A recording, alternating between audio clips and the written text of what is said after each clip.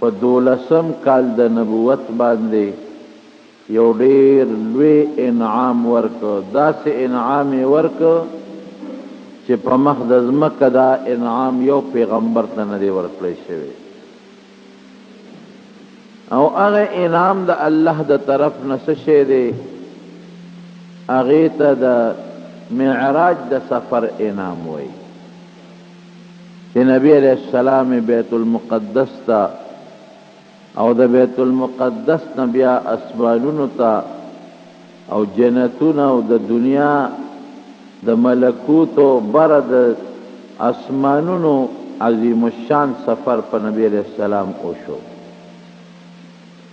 تاریخ کې لږ اختلاف شته دی، چونکه هغه زمانه کې خو تاریخونه نو د لیکلو رواج هم کمو، نو په سن کې په تاریخ کې اختلاف شته. څوک د نبوت 5 کال یادوي، څوک د هجرت نه 3 کاله مخکې یادوي. علماو چې کوم تحقیق کړی دی نو هغه دا دی چې دا د معراج سفر د نبی علیہ السلام د ابو طالب دره کې چې کله بند شوی و د هغې نه پس شوی دی، او دا هغه وخت کې شوی دی چې حضرت خدیجه رضی الله تعالی عنها وفات شوی وه. نو علماو چې کوم تحقیق کړی دی نو د هغې نه معلومیږي چې 12 کال د نبوت او یا د هجرت نه 3 کاله مخکې تقریبا علما وایي چې د زبرګې میاشت او 20 تاریخ باندې د حضور پاک د لوی سفر شوی دی. نبی علیہ السلام د تره کورو د تره د لور کورو د ام هانه او پاغه کې ودو ویملاستو مده کې د ما د کوټې دا چت چرینو دا کولاو شو برا، او چې چت سنگ کولاو شو نو پاغه جبرئیل علیہ السلام را کوز شو او زی پاسولو، او چې پاس څنګه پاسولم نو راته وی راځه، او ماته تاسو کوی چې نن ورځ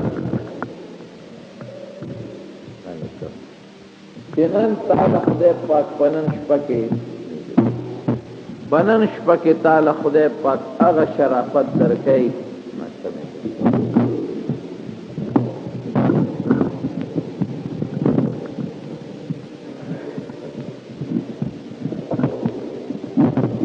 چې په نن شپه کې خدای پاک تعالی هغه شرافت درکړي چې ستانه مخکې یو پیغمبر لمدا شرافت دې ورکړي د عزت. نو دې په دروازه راوستم. علما وایي چې جبرئیل علیہ السلام په چت ولې راکوزېده، د چت ورته ولې وشلېده او په هغې راکوز شو. نو دې کې د الله یو څو حکمتونه دي. یو پکې دو چې دې ته اشاره ورکړي چې سفر دې بره دی، او دویم دی خبره ته اشاره ورکړي نبی علیہ السلام ته وایي چې ګورې زما طاقت شته، څنګه تا ولیدل چې دا چت کولاو شو بیا بند شو او جبرئیل علیہ السلام ته راکوز شو. د دنیا چت خو چې یو ځل اوس پړدلی شي یا لرګي اخوا شي نو خو بیا هغسې نه ورځي، خو لوی محنت غواړي. څنګه تا ولیده چې دا چت دا کولاو شو او جبرئیل علیہ السلام ته راکوز شو، دا چت بیا بند شو برابر شو، دا یو ناشنا کارو شو. دغه رنګې د اسمان په دې چت به ته ورخیږې، دا به کولاویږي او بیا به بندیږي او یو ناشنا سفر به پتا کېږي. وی په دروازې راوستلم او بیت الله شریف ته راوستم. بیت الله شریف چې کوم حصہ د حتویم ورته وایي، د بیت الله نه بهر لږ ځای پاتې دی. هغې حتویم ته یې زه دننه کړم او زما سینې اوشډوله شق صدر چې ورته وایي، تاسو ته ما مخکې ویلي دي. شق صدر سینې راله وشلوله او زما زړه راوویسته او زما زړه د زمزم په اوبو باندې ووینځه. او بیا یو کاسه وه د سرو زرو، په هغې کې علم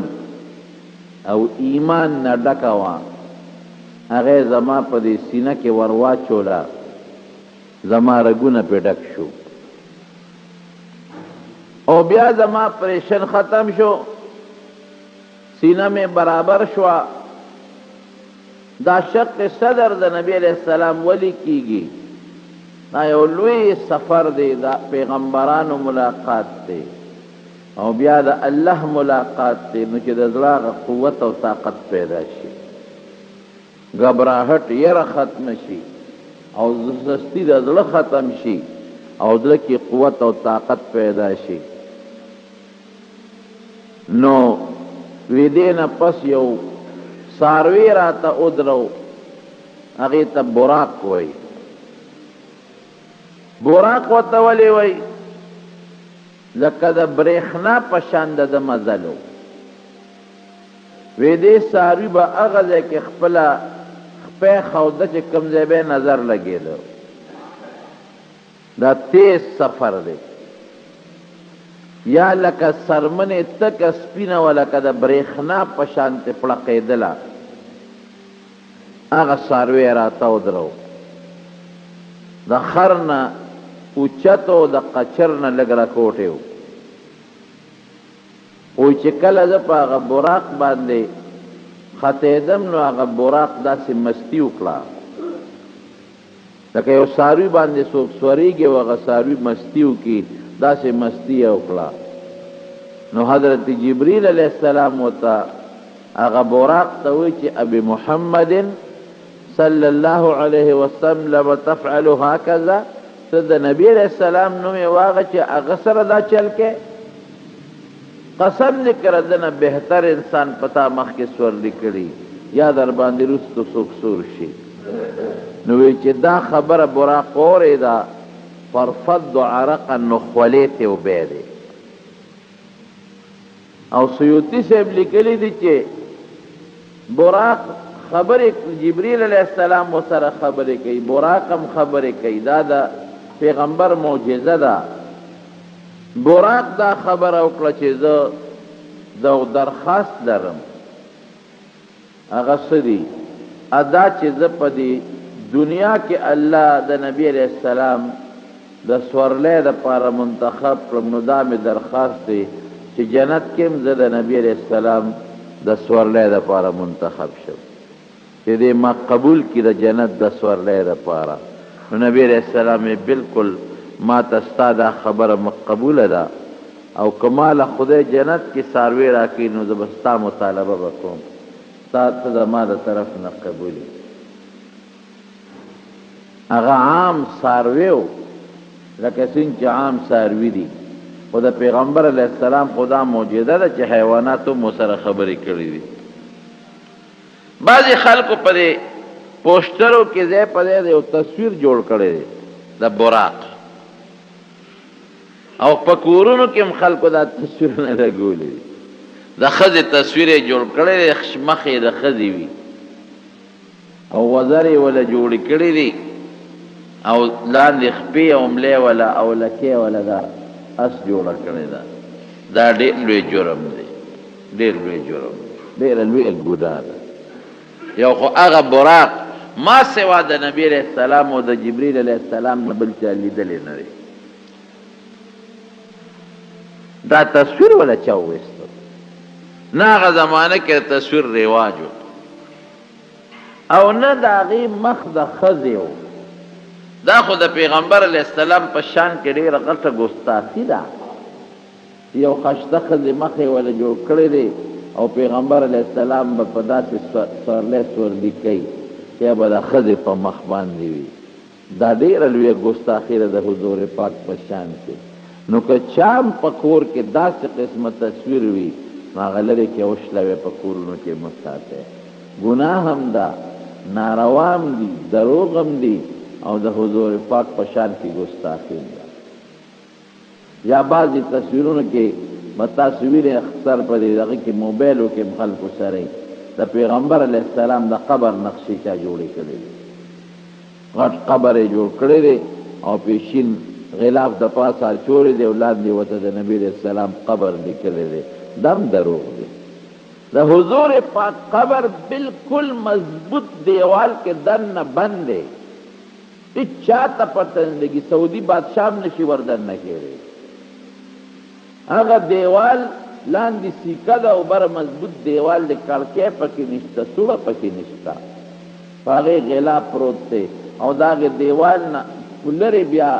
یو بل دیوال ته د هغې کې جنګله ده نو دا د بهر بادشاه چې ورشي د دې جنګلې والا دیوال نه وردننه شي د هغه دواړو دیوالونو منځ کې ودرېږي دو دیواله دي یو بار د هغې کې سیخونه دي پنجره د جنګله ده او یو د قبر مبارک نه بل دیوال تو دی ښه مضبوط نو د هغه دواړو دیوالونو منځ کې دا بادشاه وردننه شي قبر مبارک چې کوم دی هغې نه غټ مضبوط دیوال تو دی نه پکې سوړه شته نه پکې کړکۍ شته او ما یو نوی تاریخ د مدینې منورې راوړی یو عالم لیکلی دی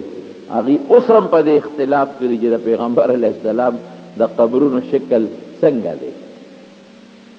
حضرت ابوبکر صدیق او د حضرت عمر فاروق رضی الله عنه نو چې دا تصویرونه خلقو اخیستل نو بیا د تاریخ دانان پکې اوس اختلاف کولی شي خو صحیح تاریخ دانان هم وایي چې داسې دی او څوک وایي داسې دی او څوک وایي هغه زاړه د زړو روایاتو په بنیاد باندې هغوی فیصلې کوي هېڅ پته چاته نه لګي بره نه ګمبد مبارک مکمل بند دی نو دا بعضې خلکو فردي څیزونه جوړ کړي یا د پیغمبرانو بعضې خلکو فلمونه جوړ کړي د یوسف علیه السلام فلم د موسی علیه السلام فلمونه جوړ کړي د نبی علیه السلام فلمونه جوړ کړي او هغه د پیغمبرانو شکل پکې نه ښیي جنگ بدر یې جوړ کړی دی جنگ احد یې جوړ کړی دی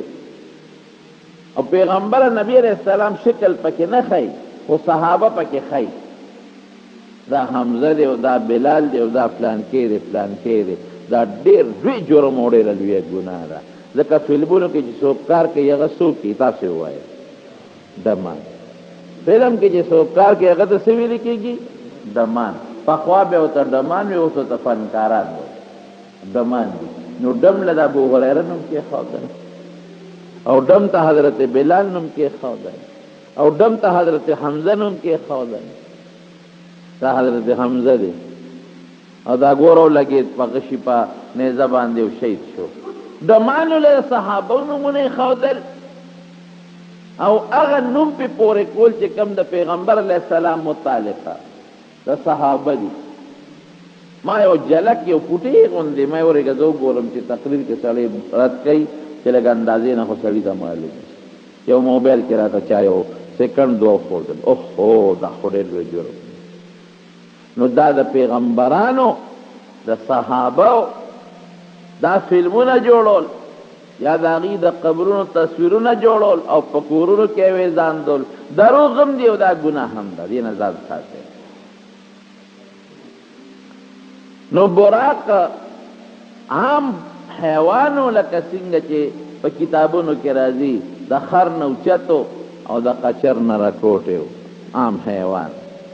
نبی کریم صلی الله علیه وسلم ور باندې سور شو سفر شروع شو د مکې مکرمې نبی علیہ السلام فرمایي یو ځمکه وه چې هغه د کجورو د بوټو د باغونو نه ډکه وه هغې ته یې بوتلم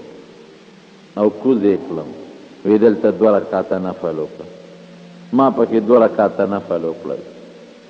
وی تا ته پته ولګېده چې دا کوم ځای دی ما وی نه وی دا یثرب دی یثرب د مدینې منورې زوړ نوم دی دا ستا د هجرت ځای دی ستا او ستا د ملګرو د هجرت دا ځای دی بیا هم څه منځې سفر وکړو وی دی براق با قدم اغا ځای کې کېښوده چې کوم ځای به نظر لګېده نو بیا یو ځای کې څاروي براق ودرېده جبریل علیه السلام وی دلته م یو 2 رکعاته مونځ وکړه ما 2 رکعاته مونځ وکړو وی تا ته پته ولګېده چې دا کوم ځای دی ما وی نه وی دا د مدین علاقه ده چې کوم د شعیب علیه السلام علاقه ده بیا لاړم بل ځای کې براق ودرو وی کوس چې دلته م یو 2 رکعاته نفل وکړه هلته مې 2 رکعاته نفل وکړل وی تا ته پته ولګېده چې دا کم ځای دی ما وی نه وی دا وادي سینا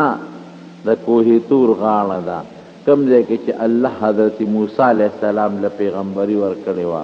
او خبرې ورسره کړې بیا براق روان شو یو بل ځای کې ودرو کوس چې دلته م یو 2 رکعاته وکړه نو ما پکې 2 رکعاته وکړل وی تا ته پته ولګېده چې دا کم ځای دی ما وی نه وی دې ته بیت اللحم وی چې کم ځای کې حضرت عیسی علیه السلام پیدا شوی دی بیا د هغه ځای نه روان شو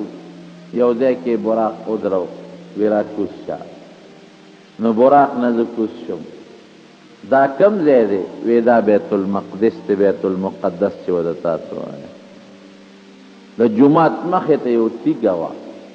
حضرت جبریل علیه السلام په هغې تیږه کې دا خپله ګوته ومنډله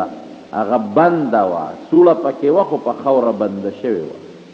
زړه سوړه وه هغه یې تازه کړه هغه سوړه او هغه براق هغه پړې رسۍ یې په هغې کې ومنډله غوټه یې ورکړه براق هغې پورې وکړ نبی کریم صلی الله علیه وسلم فرمایي وی په دې لاره چې تلم یو بوډۍ ښځه راته ولاړه وه ډېره بد شکله وه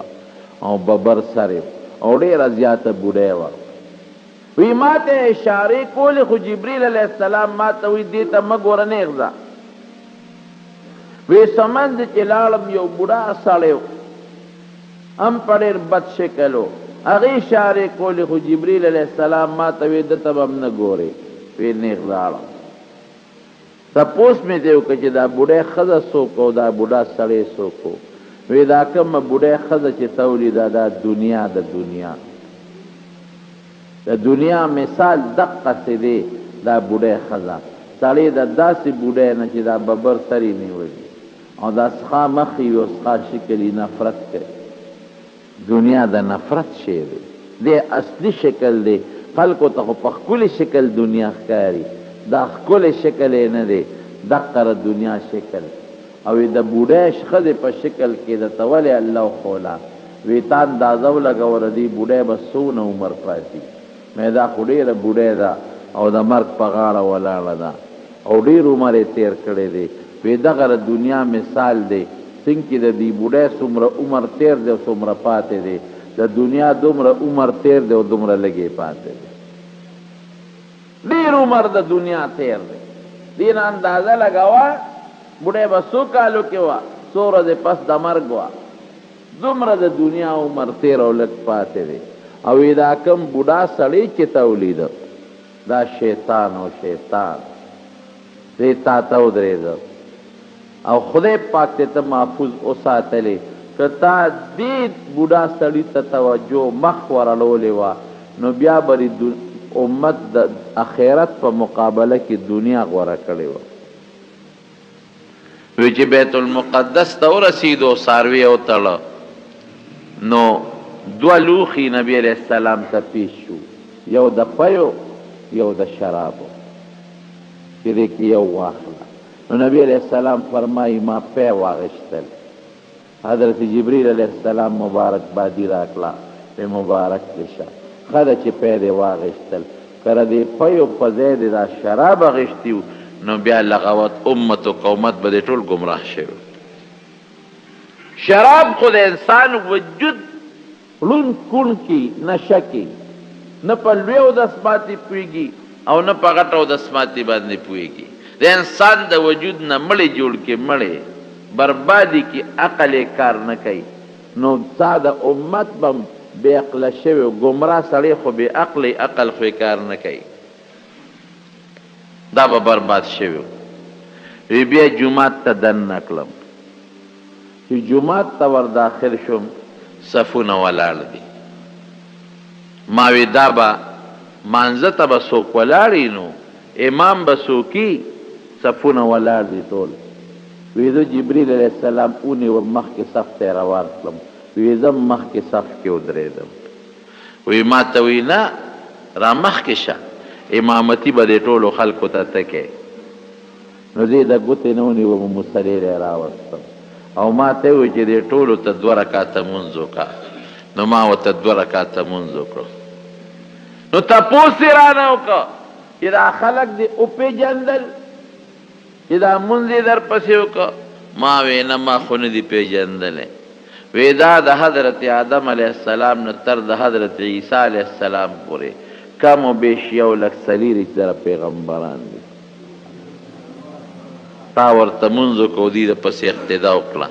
دا دې مقتدیان چې ورته امام شي. امام الانبیاء ورته وایي د ټولو پیغمبرانو امام، امام المرسلین د ټولو رسولانو امام، یا سید الانبیاء والمرسلین د ټولو پیغمبرانو رسولانو سردار. وی بیا کېناستم. چې کېناستم تقریرونه شروع شو. نو دا یو کس اعلان کوي فلان کې براشي، فلان کې براشي، فلان کې هغه ناظم ورته وایي یا سیکرټري ورته وایي. نو حضرت جبریل علیه السلام دغه کار شروع اعلان یې وکړ چې حضرت آدم علیه السلام دې راپاسې یو تقریر دی وکړي. زه ناست یم. وی حضرت آدم علیه السلام تقریر شروع کړ. نو وی د پیغمبرانو تقریرونه څو د الله صفتونه کول او د الله حمدونه بیانول. حضرت آدم علیه السلام د خدای حمد بیان کړ. وی زه د الله ډېر لوی شکریا ادا کوم، د الله ډېره لویه ثنا ادا کوم او ډېر حمد یې ویم په دې خبره چې زه خدای په جنت کې پیدا کړم. زمانه خدای زما بیبي پیدا کړه او بیا زمانه الله انسانان پیدا کړل او په ځمکه کې خدای پاک زه خلیفه راولېږلم د خپلو احکامو د جاری کولو د تنفیذ لپاره. زه په دې د خدای شکریا ادا کوم چې دې د ټولو پیغمبرانو نیکه جوړ کړی او د ټولو رسولانو نیکه جوړ کړی او د دنیا آبادی خدای پاک د انسان آبادی زمانه جوړه کړې ده. په دې د خدای شکریا ادا کوم. بیا کېناست. بیا حضرت نوح علیه السلام ته جبریل علیه السلام آواز وکړ. اوس به نوح علیه السلام راشي ستاسو مخکې به یو څو خبرې وکړي. حضرت نوح علیه السلام هم د الله حمد او د الله صفت بیان کړ. زه هغې الله له ډېره شکریا ادا کوم او د هغې الله ډېر حمدونه او ثناګانې ویم کم الله چې د یو ظالم قوم په مقابله کې ماله بری راکړ زما قوم هلاک او بیا د دنیا آبادی الله دوباره زمانه چې شروع کړه. ځکه نوح علیه السلام نه بیا چې کشتی کې خلک بچ شو او نور قوم کافران غرق شو نو د دنیا 2 نمبر آبادی د نوح علیه السلام نه شروع شوه. آدم ثانی ورته په دې بنیاد نو د دنیا 2 نمبر آبادی الله زمانه شروع کړه او ډیر پیغمبران زما په اولاد کې دي او زه خدای په کشته کې بچ کړم سره د خپل مسلمان قوم نه او کافران الله هلاک کړل. دغه خدای له ډیره ثنا ده، ډیر حمد او ډیره شکریه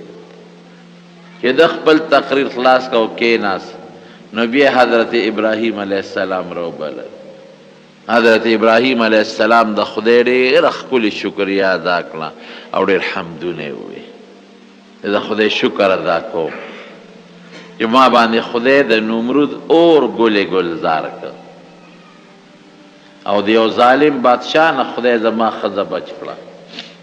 او د هغې الله شکر ادا کوم چې زما په لاس بیت الله جوړ کړ. د هغې الله شکر ادا کوم چې زما الله زما بچی ما د خدای په نوم قربانو او الله د هغه په ځای یو ګډ راولېږه. زه د خدای شکریا ادا کوم. نور هم ډېرې خبرې وکړې خدای خلاصه ده. بیا حضرت موسی علیه السلام را پاسو. موسی علیه السلام هم د خدای حمد وی. زه د الله حمد ادا کوم چې د فرعون په کور کې د خدای د دشمن په کور کې ماشوم لوی کړم او هغه ظالم فرعون او د هغه قوم چې زما دشمنی کوله خدای په دریاب باندې غرق کو مال الله تورات غوندې عجیب کتاب را کړی زه الله شکریا ادا کو بیا حضرت عیسی علیہ السلام را پاسو هغه د خدای شکریا ادا کړ چې دې د مور نه بې د پلار نه پیدا کړی او زما په لاس به مړي جم دي کو او برګیان وړاندې به په جوړو او زه اسمان ته جم دي پورته کړم دغه الله شکریا ادا کوم محمد به اخره کې چې د پیغمبرانو خپل تقریرونه وکړل نو نبی علیہ السلام میں پا آخر کے را پاسا دا مشر میں علم مومن پا آخر کی تقریر کئی جبریل علیہ السلام آوازو جو اس بدا طول پیغمبران و آخری پیغمبر خاتم النبیین محمد مصطفیٰ صلی اللہ علیہ وسلم آغا پا آخر کی تقریرو کی نبی علیہ السلام فرمائی دا چکے ناستم طول پیغمبران دی آدم علیہ السلام نوال عیسیٰ علیہ السلام پورے زب او سویم وی میں چیز دا اللہ پاک دیر حمد ادا کوم او دیر شکریہ ادا کوم چی دا طولو پیغمبرانو پا آخر کے ذرا لے گلم او دا طولو پیغمبرانو خاتمے پا موقلا دکا دا نبی علیہ السلام نا پس بل پیغمبر نرات نیشی و نبشی نبی علیہ السلام پخپل فرمائی انا خاتم النبیین لا نبی بعدی دا طول پیغمبران و آخیری مہر زیب باس مانا پس ببل پیغمبر نرازی فرمائی او حدیث کے ویزامو دا نور پیغمبران و مثال دا یو بلڈنگ دے بلڈنگ یو خشتہ بلڈنگی مزیدان او یو سلیت گیر چاپیر تاویگی او دا دی بلڈنگ صفت کے جڑیر خ محل دے دیر خ بلڈنگ دے خدا یوی خخت زی پاک خالی دے نو دا سلی تعجب کئی دیر کل بلڈنگ یار ارمان کدا یو خخت پاکی دیر خشتا بو دا یو خخت پاکی نمگلی دا نو پدی دا بلڈنگ پورا نلے افسوس چې دا یو خخت پکې وي دا محل بسو نه خشتو نبی علیہ السلام فرمای د دغه بلډینګ دغه یو خخت زیما پما خدای د پیغمبرانو دا بلډینګ برابر ما نه پس ببل پیغمبر ناراض نو زه اخیری پیغمبر او زه اخیری امت زما امت اخیری امت ته لیکن یو خبره کوم زه د خدای حمد ادا کوم چې اخیری پیغمبر یې راولېږلم زما امت اخیری امت راولېږه په دې حمد لیکن زو زما امت به د ټولو نه مخکې جنت ته داخلېږي حدیث پاک کې هم دقسې راغلی دی چې زه د ټولو نه اخیری پیغمبر یم او چې کله جنت ته زه داخلېږم د جنت دروازه وټکوم د هغې چې کوم کړی د هغه به وټکوم نو ما ته به دننه نه دربان آوازو کې څوک یې زه به ورته خپل نوم والم چې زه فلان کې نو ما ته به هغه دربان وی بکه امرتو ام ستا متعلق ما ته حکم شوی دی چې دې راشي دروازه وټکوي نو دروازه به کولاوی د ده نه مخکې بل چاته به دروازه نه کولاوی نو ټولو کې اول نمبر زو زما امت به جنت ته داخلېږي وروسته به نور خلک داخلېږي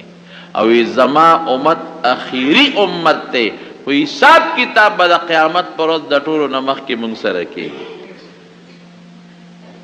مونږ سره چې وشي د هغې نه پس به نورو سره کېږي نبی علیہ السلام فرمایي کنه انا سید ولد آدم وی دا ټول بنی آدم دا او څومره دي د آدم علیہ السلام اولاد دا هغې سردار وی زیم یاره وی ولا فخره وی دا مې اسې حقیقت ته بیان که خو ګورې کبر نه کوم او بیا فرمایي الانبیاء آدم فمن سواه آدم فمن سواه تحت لواء یوم القیامت من غیر فخر وی ټول پیغمبران آدم علیہ السلام نوال عیسیٰ علیہ السلام پورے وی دا ټول به د قیامت پر ورځ زما د جنډې لاندې ولاړې خو کبر او فخر نه کوم نو زه اخیر پیغمبرم، امت میں اخیری دی، خو جنت ته به د ټولو نه مخکې ځم. او زه د هغې الله حمد او شکریه ادا کوم چې زه اخیري راولېږلم، حساب کتاب به زما امت سره د ټولو نه مخکې کوي. او زه د هغې الله حمد او شکریه ادا کوم چې زما امت به د ټولو امتونو نه په زیات تعداد کې جنت ته ځي. حدیث پاک کې راځي، یو ځل نبی علیہ السلام او فرمایل وی سمو خیال دی، ستاسو څه خیال دی جنت ته څونه نیم چې تاسو جنتیان شئ نو دا مو خوښه ده؟ وی او صحابه وی ښه تاسو به د جنتیانو نیم به تاسو یې، نیم به د ټولو امتونو نه، نیم ستاسو د امت نه. صحابه وی الله اکبر. نو چې نبی علیہ السلام لږ سوچ وکړ نو دویمه وحی راغله، د الله مهرباني ده. وی داسې به م ني، وی دوی سې د جنت د خلکو به ستاسو نه، دوی سې به د جنت د خلکو نه ستاسو نه، یو حصه چې ده دا به د باقیو ټولو امتونو نه. صحابه خوشحاله شو. او وی تاسو څومره یې د نورو امتونو په مقابله کې؟ وی ستاسو د نورو امتونو مقابله کې داسې یې لکه د تور غوی په شا چې یو سپین داغي، نور دونه ډیر دی. د تور غوی په شا چې سپین داغي، سپین داغ کې څونه ویښته وي او هغه باقي څومره دي، نو نور ډیر زیات دي تاسو لګي. او جنت ته به داغي د ټولو په نسبت دو چند تاسو داخلېږي،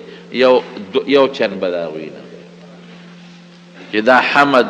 نبی کریم صلی الله علیه وسلم ادا کړ د الله تعالی. نو مجلس ختم شو. براق و مغه سوړي پورې تړلې پاتې شو. د نبی کریم صلی الله علیه وسلم زمانه ده. معرف القرآن کی مفتی شفیع صاحب رحمت الله علیه لیکلی ده او غالبا د دې آیت لاندې دا واقع لیکلی ده. کله چې پیغمبر علیه السلام هرقل د روم لوی بادشاه دی هغه ته خط ولېږه چې ته مسلمان شه.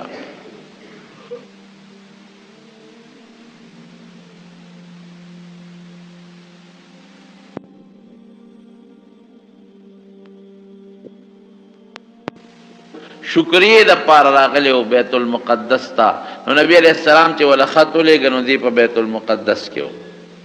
عیسائی و دی هرقل. هغه وی تاسو داسې وکړئ د دې سړي د دې پیغمبره دعوه چې کړې ده د قوم څوک شته دلته په دې شام کې؟ که د قوم څوک وي نو هغه راوغواړئ دلته یو څو تپوسونه کوو. نو ابو سفیان رضی الله عنه کافر دی، دغه وخت کې وروسته مسلمان شوی دی. هغه وی مونږ تجارت لتلیو، نو وی مونږ یې وغوښتو چې بادشاه مو غواړي، نو مونږ ورلو بادشاه ته. نو ایمان یو څو تپوسونه وکړل. دا اول تپوس یې دا وکړه چې د نسب څنګه دی؟ ما یې د خو ډېر ښه نسب دی. دویم تپوس یې دا وکړه چې پلار نیکه کې چې د بادشاه تیر شوی دی که نه؟ ما وی نه دی تیر شوی. خیر ډېر تپوسونه یې وکړل. وی ما بس جواب ورکاو، اگر چې ابو سفیان دغه وخت کې کافر و چې پوره جوابونه مې ورکړل. نو وی دې هرقل وی چې دا ته څه وایې او دا ټیکي که نه؟ نو دا رښتونی پیغمبر دی، دا رښتونی دی. او سیملک موضع قدمیه، او دې به دې ځای ته رارسېدې دی باندې به حکومت راځي. او که زه د پیغمبر په خوا کې نن ناست وم نو ما به ورله دا خپې وینځلې وې. ابو سفیان وی پوه شم چې دا خو روم خو داسې دی لکه دې زمانه کې امریکا چې څنګه دا بادشاه خو جوړ مسلمانېږي. نو ما پکې یو خبره وروښغوله چې دا بادشاه مسلمان نشي. مې چې صاحب داسې ګډې وډې خبرې کوي. څنګه ډې وډې وایي؟ وی مې چې صاحب اوس یې ویلي دي یو څو ورځې وشوې، وی چې زه بیت المقدس ته تللی یم څه موده وشوه او د په شپه کې تللی یم او بیا واپس راغلی یم په نیمه شپه کې، په ډېر لږ ساعت کې تللی او راغلی یم. وګوره دومره دروغ وایي. وی چې ما دا خبره وکړه ابو سفیان وایي، وی د هرقل شاته یو سپین ږیری سړی ولاړ عیسائی، وی هغه مانه تپوس وکړو چې بادشاه سلامت دی او تپوس وکړم بیا هغه چې وکتې وی مې چې دا د کومه میاشت یادوي او کله بیت المقدس یادوي وی چې دا پلانکي کال کې یادوي په پلانکي میاشت کې پلانکي شپه کې یادوي چې د تلم بیت المقدس ته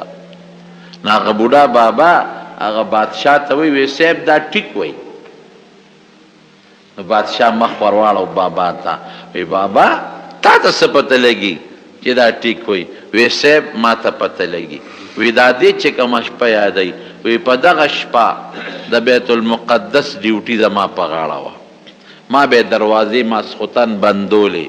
او سار به مې کولاول دا زما ډیوټي وه وی دې چې کومه شپه یادوي وی په دغه شپه چې خلک ماسخوتن د عبادت نه فارغ شو تلل او ما دروازې بندولې نو د بیت المقدس چې کومه مرکزی دروازه واغه نه بندېده نه بندېده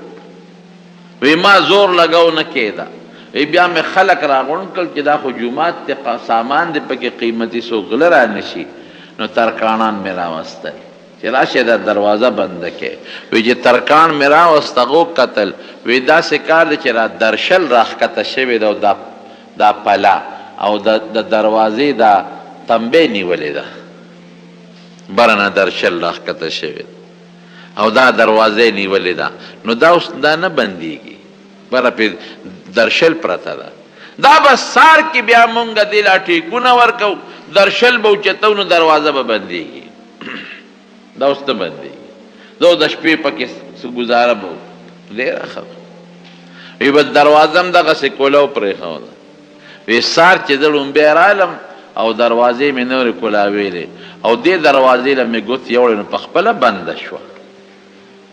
هلکه داسې ګچل دی بېګا خو پې د پاسه هغه درشل راښکته شوې وه ترکاڼانو وی نه بندېږي او مام زور لګو نه بندېده اوس په خپله بنده شوه چې دا ولې یاره وي زما ړله راله چې دا د خدای څوک نیک بنده دی جومات ته راته دا دروازه د هغه دپاره ما نه خدای کولو پرېښې ده اورېږه بار وځم وی چې بار لاړم نو هغه کومه تیږه چې د جومات نه بار تیږه وه کاڼې او په هغې کې به سورې او پیغمبران چې به په څاروو رالل نو هغه سوري کې به یې پړې ورکوه هغه خپل څاروی به یې تړه خو بنده وه د زمانو نه پیغمبران خو نو وی چې ورلم هغه سورې چا کولاو کړی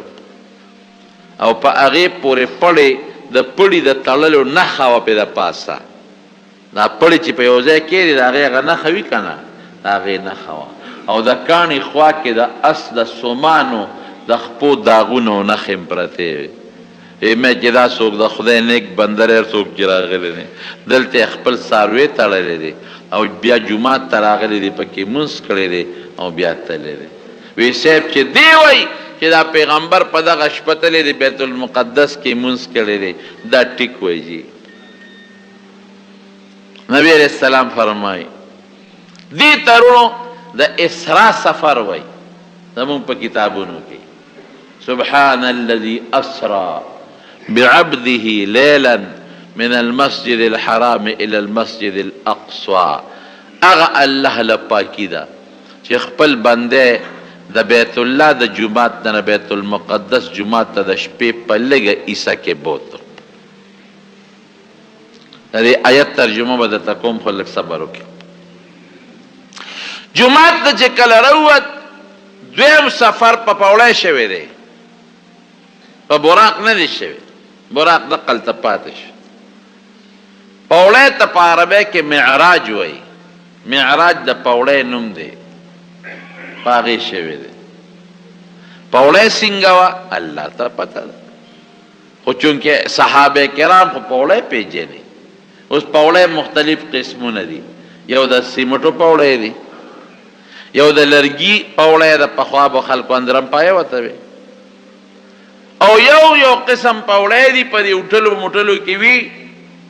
هغې باندې چې خپه کېدي نو په خپله به بره روانوي هغې ته هم پوړی وایي اسکلیټر ورته وایي اکسلیټر نو مختلف قسمونه دي د پوړو لوی الله ته معلومه ده چې پوړی څنګه وه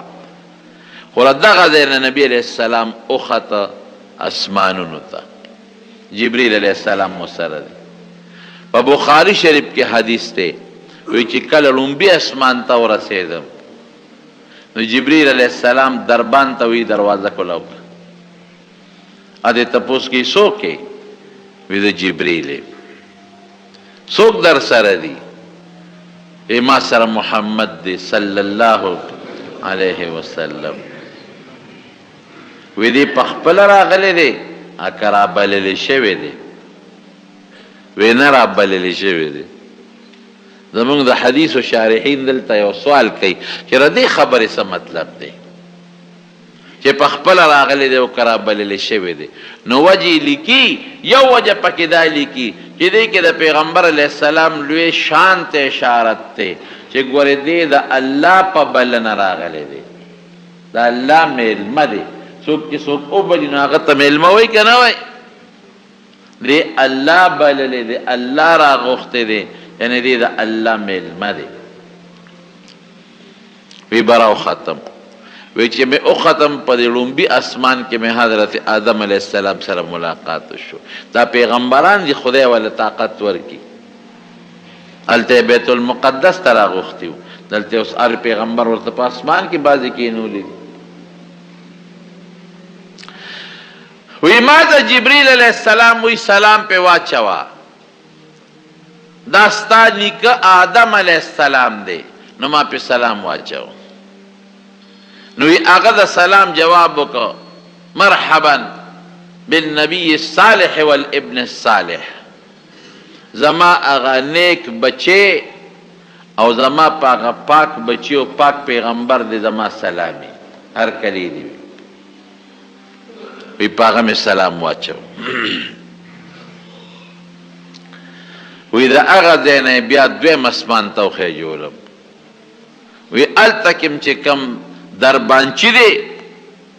هغه دربانچی دی تپوس وکړو څوک د جبریل څوک در سره دی ما سره محمد دی صلی الله علیه وسلم پخپل راغلی دی اکرا بللی شوی دی وی نه بللی شوی دی نو چې براو ختم نو د حضرت عیسی علیه السلام او د حضرت یحیی علیه السلام سره ملاقات شو دا تقریبا د ترورې بچی کیږي د عیسی علیه السلام مور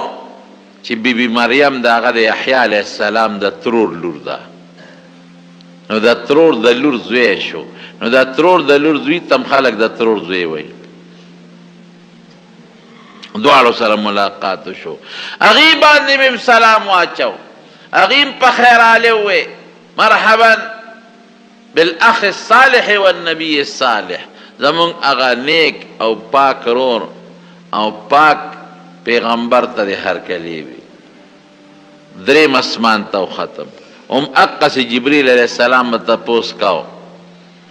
دروازه کولاو که څوک کې جبریل څوک د سره دی فلان کې پخپل راغلی دی که بللی شوی دی نه بللی شوی دی چې دریم اسمان ته ختم نو هلته مې د حضرت یوسف علیه السلام سره ملاقات شو هغه سره په خیرالي او هرکلی شو او چې یوسف علیه السلام ته مې وکتل نو هغه له خدای د دنیا د حسن نیمه ورکړې وه د ټول دنیا حسن یو ځای کا یو طرف ته د یوسف علیه السلام حسن بل طرف ته بیا څلورم اسمان ته ختم هغسې هر سوال جوابونه شو هلته مې د حضرت ادریس علیه السلام سره ملاقات شو او بیا په پنځم اسمان کې د حضرت هارون علیه السلام سره او په شپږم اسمان کې د حضرت موسی علیه السلام سره او چې د موسی علیه السلام سره مې ملاقات وشو دلته روان شوم نو هغه وژړل نو تپوس دی وشو چې ولې دی وژړل وی جړا مې په دې وکړه چې زما نه پس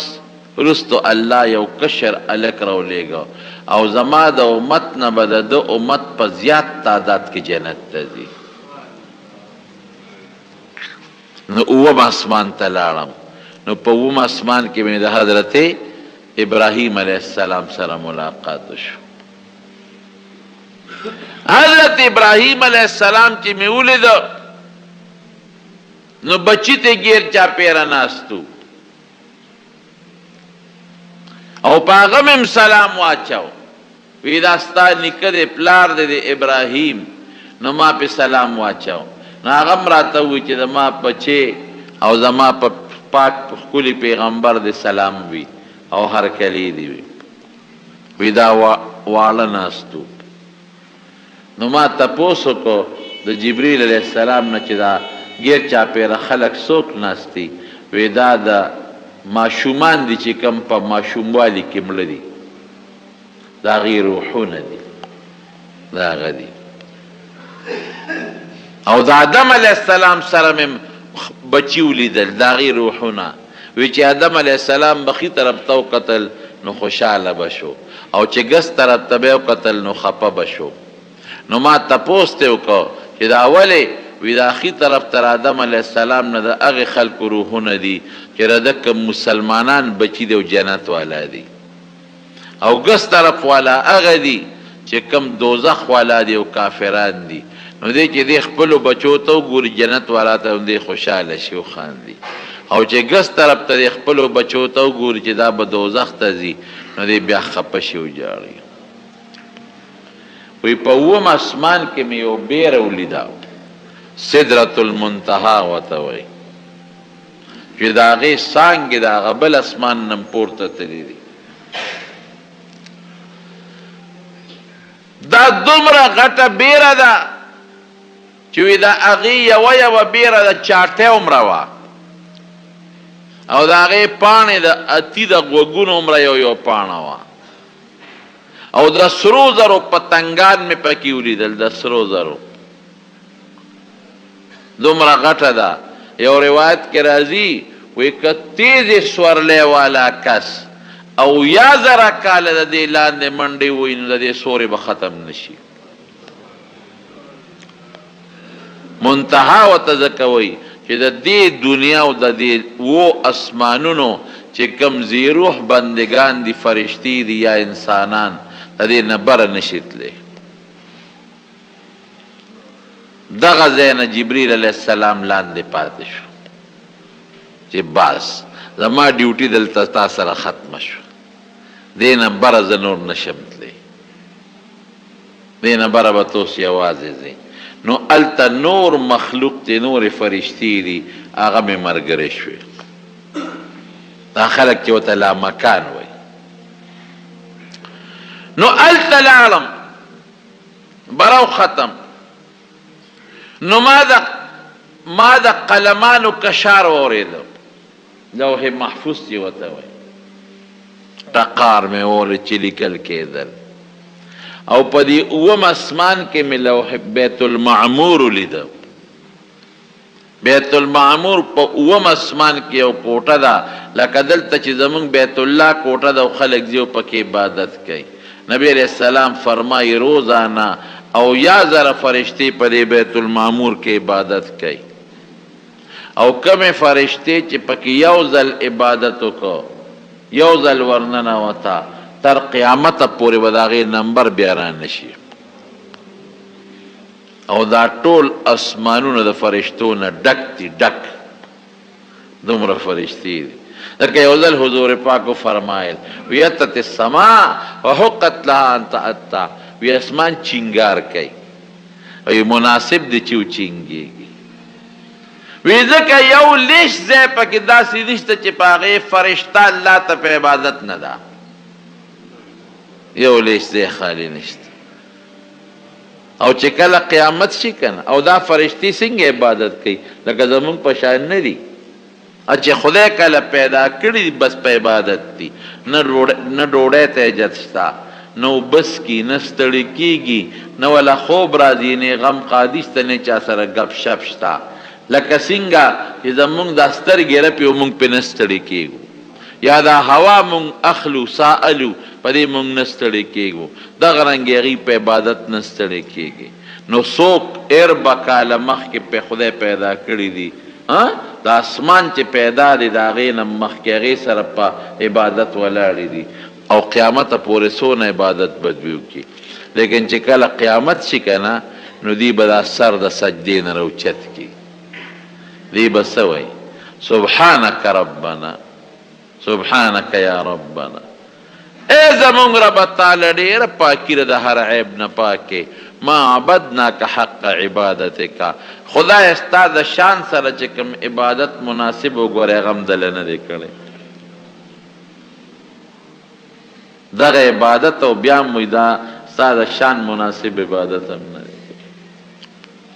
نو بیت المعمور مې ولید نو بیا بره لاړ د رب العالمین سره ملاقات شو نو چې الله سره ملاقات شو نو عجیبه اندازه ده اوس الله ذوالجلال ته تپوس کوي چې څنګه الله سره ملاقات وشو نو فورا الله ته تپوس کوي مال دې څه تحفه راوړې ده یو دوست یې دوست دی ځان سره تحفه وړي نبی کریم صلی الله علیه وسلم په خپله فرمایي وی تاسو چې یو بل لځه ملاقات کوئ نو ځان سره هدایا یوسئ تهادو هدیه ځان سره یوسئ تحابو یو بل سره به په دې مینه پیدا شي دا علی تحفه دا مسنون ده وړل نو تا څه هدیه راوړې ده څه تحفه دې ماله راوړې ده اوس خدای پاک حضور پاک تړه کې اچولي دي څه به وله وړې پیسې وله وړې نو خدای په پیسو څه کوي هغه شی به سړي له وړې چې هغه سره یي نی ورسره اوس ما لکه یو سړي د کیوبه راوړي په تحفه کې نو به مونږ کله لګي دي څه یا تعالی مثلا زه ګوړه دروړم یو 15 چکې په تحفه کې نو ته به زمیندار کاکا به وایي چې ما سره خپله ګوړه شته که دې پکار چې دله درکړم نو هغه تحفه خلک چاله وړي چې هغه سره نی نو داسې به څه تحفه چې الله سره به نی او نبی علیه السلام به ولې یوسي څه دې راوړي دي نو نبی کریم صلی الله علیه وسلم الله وتعالی کې چي الله چي داړه کې او ته فرمایي چې التحیات لله والصلوات والطیبات ما سیب الله هغه تحفه راوړي چې تا سره نشته اصل شی دی هغه عاجزي ده عاجز راغلی ما د خولې عبادت راوړی دی د خولې عبادت ما د بدن عبادت راوړی دی او مالی عبادت د جبې عبادت د اندامونو عبادت د مال عبادت خدای دا ټول ستا دپاره دی بل چا دپاره نه التحیات لله د جبې عبادت والصلوات بدني عبادتونه او الطیبات او مالی عبادتونه عبادت د عاجزۍ نوم دی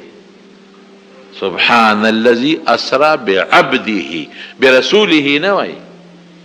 پیغمبر علیہ السلام لکه دا کمالات خدای ورکړي دی په دې چې ځان ته بنده ویلی دی ځان ته عجز ویلی دی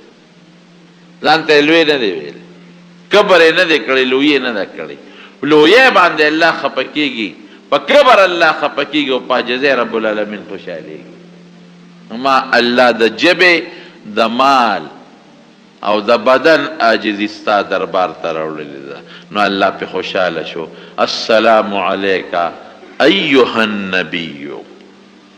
ای زما پیغمبره ما پتا دې سلامتی ای ورحمت الله وبرکاته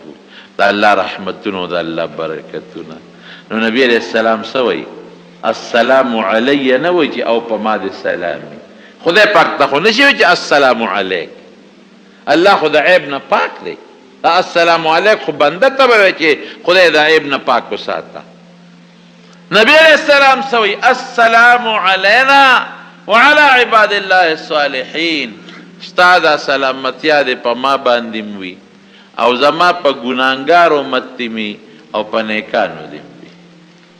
علینا کې علما وایي چې دا ګناهګاران یې ځان سره ملګري کړل ځکه وروسته عباد الله الصالحین دی او بیا فورا وایي اشهد ان لا اله الا الله دې ګوی ورکوم چې الله ته ګورې یو وي شریک نه لري واشهد ان محمدا عبده ورسوله دې خبرې م ګوی ورکوم چې محمد صلی الله علیه وسلم د ستا بنده دی او ستا رسول دی څنګه چې زمونږ د ایمان دی چې نبی علیہ السلام د خدای رسول دی نو د پیغمبر علیہ السلام هم په ځان د ایمان دی چې د خدای رسول دی دا عقیده به زما مې دا به د هغه وي زه به محمد رسول الله ویم ابه محمد رسول الله وایي صلی الله علیه وسلم. نو د دې وجنا د معراج د الله او د پیغمبر په منځ کې چې دا کومې خبرې وشوې نو دا خدای په منځ کې کېښودی چې تا ته هغه معراج را یادوي. دا حکایت دی ښه دې منځ کې، ځکه مونځ هم د مسلمان دپاره معراج دی. الصلاة معراج المؤمن. نو الله پاک ولې یو تحفه ورکړه، وی ښه یو تحفه دله درکوم. هسه دي وی په تا او ستا په امت به تا خو ووی چې عبادتونه تاله دي که نه، عبادتونه او بندگی. نو ما بندگی به کوې د مانځه په شکل کې، نو 50 منځونه مې ستا باندې او ستا په امت پرس کړل. نو نبی علیہ السلام خوشحاله دی چې بندگی خو ما اوس اظهار وکړو چې بندگی تاله ده. الله په دې بندگی خوشحاله شو. نو مونږ د بندگی نقشه ده، 50 نقشې، 50 منځونه دروازې. خوشحاله راغی موسی علیه السلام سره ملاقات شو، وی خدای د لسه درکړل، وی مال 50 منځونه راکړل. خوشحاله و نبی علیه السلام، وی امت ته طاقت نشي لرلی، زما په امت 2 منځونه ونی شو کولی، 50 به څنګه کوي. خو نبی هم خوشحاله و، که دې ته اړو سوچ نو چې دا به څنګه کېږي او څنګه نه. په لویه تحفه خوشحاله وی ورشه الله نه درخواست وکړه چې درته کم کي، که کم یې درته نه کړل 50 ته امت نشي کولی، ګورې غرق بشي. لاړ نبی علیه السلام وی الله لږه ګزاره وکړه زما امت سره، وی ښه 15 مې کم کړل. بیا راغی موسی علیه السلام بیا ورته دا بیا کم کا، بیا لاړ. ته او راته به 15 به کمېدل، آخر کې 15 پاتې شو. موسی علیه السلام دي دا 15 لیر دي، زما په امت 2 منځونه ونی شو کولی، ورشه لاړ شو دام کم کی. نو 15 به کمېدل. نبی علیہ السلام لکه وی چې اوس لاړ شم دا 15 نور کم کی پاتې به څه شي. یاره بس ما له حیا راځي نور نشم تللی. نو الله هغه ځای نه آواز وکړو لا یبدل القول لدی، زما فیصلې نه بدلیږي. هي 5 وهي 50، 15 شو په عمل کې، خو ثواب به د 50 تو ملاویږي. عملنامه کې مو بغه 50 تل لیکم، عملنامه کې مو 50 یو نیکی یو پلاس، دا بدل الته لیکم 50 50 کمیږي بنه دلته تا ته مې کم کړل ته 15 کوا، دلته نه کم 50 په لیکم. نو نبی علیہ السلام مبارک واپس راغی. چې واپس راغی بیا بیت المقدس ته، و بیت المقدس نه واپس په براق راغی. دا سفر څومره موده شو، څومره ټیم کې وشو؟ سبحان الذي اسرا بعبده. اسرا په عربی کې د شپې تلو ته وایي. زمونږ دا طالبان سوال کوي چې د لیلن پکې څه پیدا شوه، ځکه اسرا خواص هم د شپې تلو ته وایي. نو لیلن وروستو بیا شپه ده، وی دې کې دې ته اشارت دی اسرا د شپې تللي کړي دي، خو لیلن تنوین د تقلیل او تنکیر په ډېر لږ وخت کې راغلی دی. دا سفر په ډېر لږ د شپې په ډېر لږ حصه کې شوی دی. لیلن کې دا فایده ده. څومره ساعت کې شوی دی؟ وی چې د بسترې نه پاسېدم نو بنده چې د تولې نه پاسې تولې ګرمه که نه، نو چې واپس رالم نو تولې هماغسې ګرمه وه. او چې کوم په دروازه وتو نو ما زنځیر راښکته کا، زنځیر چې راښکته کړه لقي که نه، څومره ساعت به لقي دا زنځیر؟ یو منټ به ولقي، نیم منټ به ولقي، خو درونی بیا قلار شي. وی چې واپس رالم هغه زنځیر هماغسې لقېدلی او درېدلی نو په دومره لږ ټیم کې دا افسوس شو. نو په دې معراج کې د نبی علیه السلام ډېر څیزونه لیدي دي، ډېر زیات. او بیا د کافرانو تپوسونه تې شوي دي، ابه درته انشاءالله پاینده جمعه کې وویل. خو صرف دومره خبره درته کوم چې د مکې د کافرانو د نبی علیه السلام سره چې کوم ظلمونه وکړل، پریشانۍ ورته راوستې، نو خدای وله د هغې په عوض کې دا ډېر لوی انعام ورکړ. ان مع العسر یسرا، ان مع العسر یسرا. السلام علیکم، ویلکم ټو مولانا شیخ ادریس صاحب یوټیوب چینل. په دې بیان کې تاسو واورېدل د رسول الله صلی الله علیه و آله وسلم د معراج په طرف باندې سفر، د اسمانونو په طرف باندې سفر. د سیرت النبی صلی الله علیه و آله وسلم د اورېدلو لپاره د مولانا شیخ ادریس صاحب یوټیوب چینل ضرور سبسکرایب کړئ. جزاک الله.